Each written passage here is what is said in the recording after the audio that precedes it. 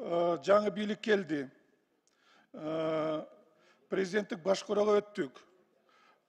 Керек болсо ошол туу, герб жада калса кимди дагы өзгөртсө болот. Мисалы ошол Грузия жаңы бийлик келгенде өзүнүн желегин алмаштырган.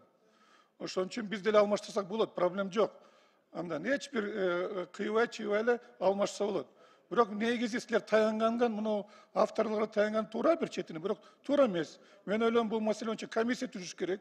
Ушу азыр биринчи окууда комиссия түзүп, жогорку кеңештин комиссиясына ошол бүт жанагы окумуштууларды, тарыхчыларды, ошолорду алып келип, изилдеп, анан бир жет өлчөп бир кечиш керек да. Ошон үчүн менин сунушум комиссия түзүш керек да.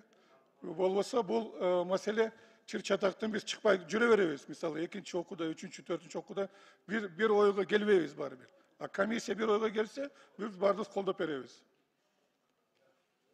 Рахмат. Кийинки сөз Ашимова Динара Ашимовнада.